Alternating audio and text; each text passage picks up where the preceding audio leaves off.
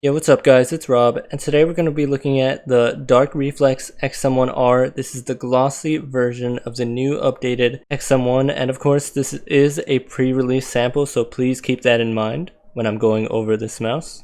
Huge shout out to Endgame Gear for sending this out to me. I really appreciate it. And if y'all don't already know, I do add every single mouse I review to my mouse review sheet. Link to that is down in the description. But there are some features that are not included in this mouse that will be in the final product, so just keep that in mind.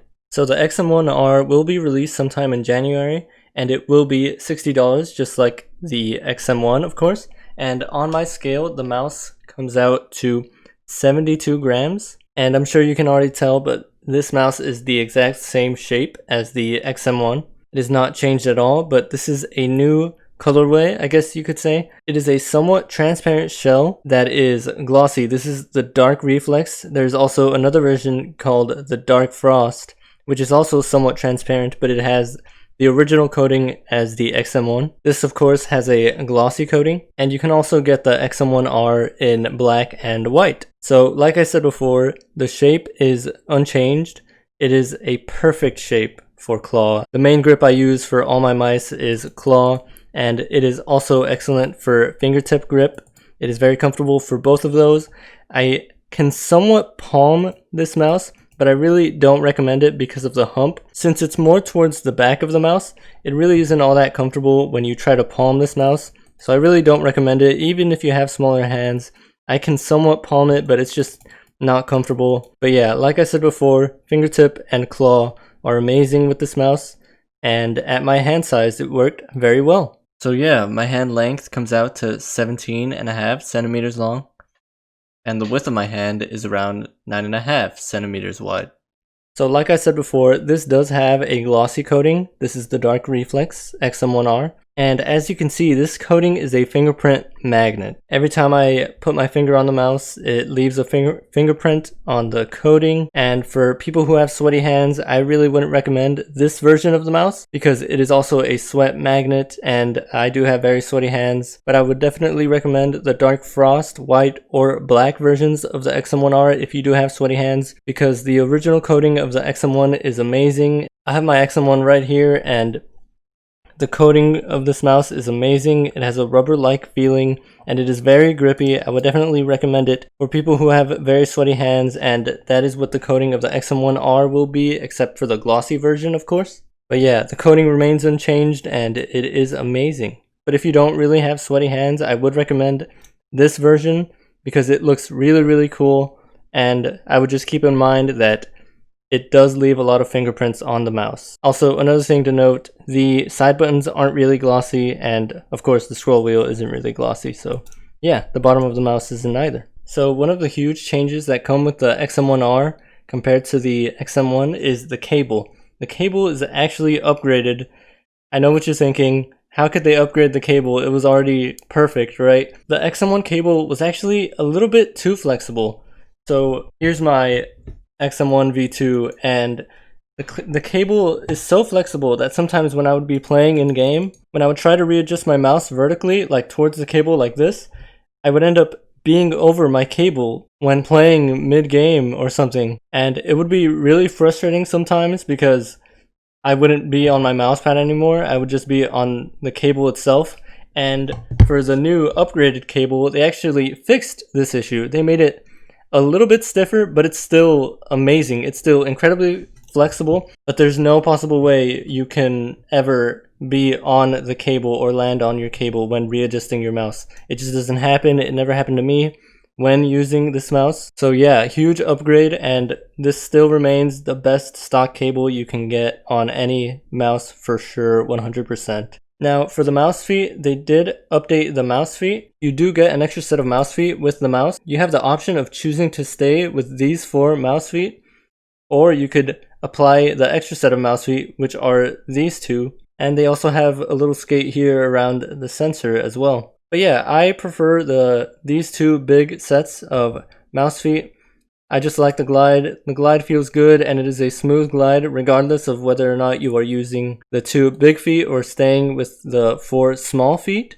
But the glide does feel a little bit better when using the two big feet, for me at least. And yeah, I didn't run into any scratchiness or anything like that, any issues with the mouse feet, so yeah. Another upgrade they've done with this mouse is the sensor. This mouse now comes with the 3370 sensor, and they have adjusted it to make it faster and have less delay, but honestly, I didn't really notice a huge difference at all when using this mouse compared to my XM1 in terms of the performance with the sensor and the input when playing in game and stuff like that. So I'm sure the change is there and there is probably less delay, but you just don't really feel it. And also, mouse 1 and mouse 2 have been upgraded as well. When using mouse 1 and mouse 2, I don't really get any side play. I only get side play if I try to intentionally look for it, like here using both of my hands, but I don't really get any side play when using it or playing in game, so no issue there. And they changed the switches of mouse 1 and mouse 2, and they have Kale 8.0 switches, which feel incredible.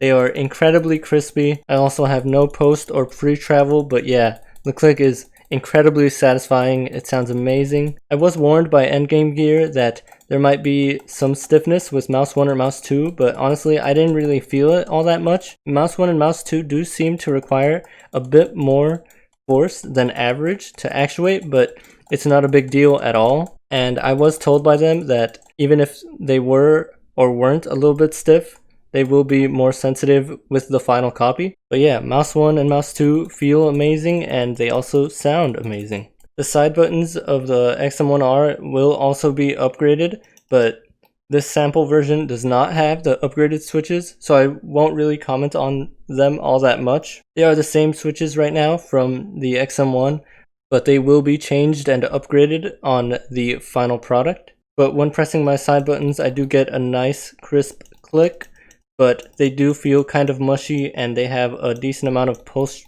travel. But like I said, this is not the final product. This is just a sample version, and these aren't even the switches that will be on the final product, so really nothing to worry about there. The scroll wheel is also upgraded. It feels good when scrolling up and scrolling down. Doesn't seem to require much force at all, and also it doesn't seem to require much force to press down on middle mouse button either. It is pretty sensitive, but I never really pressed it by accident when scrolling up or scrolling down. The mouse wheel really isn't all that loud. Even when trying to intentionally make it sound loud, it doesn't get all that loud. But yeah, very solid scroll wheel for sure. And there will also be software coming out that is still in production for this mouse when the mouse is released, of course, where you can change the liftoff distance and all that stuff. But as of right now, the default liftoff distance is pretty low, so you have nothing to worry about there. And also, the build quality of this mouse is absolutely amazing.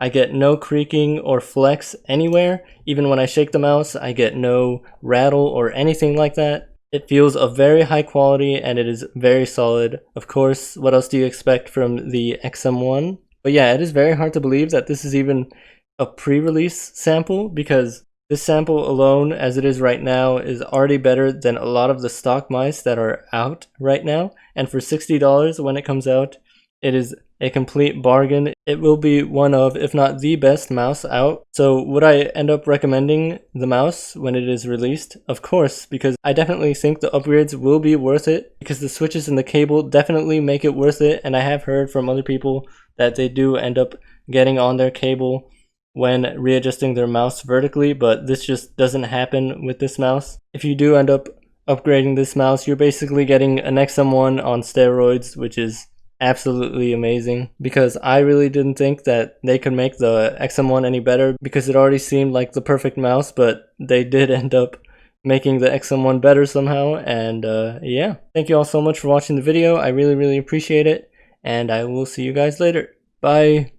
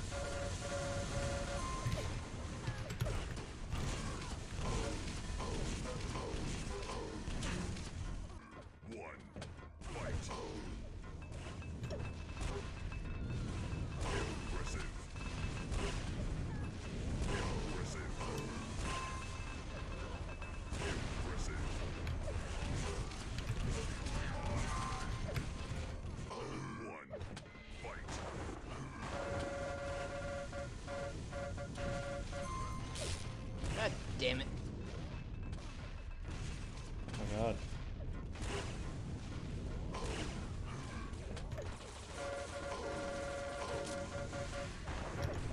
At least I railed highway once on that one. Impressive. Fuck you!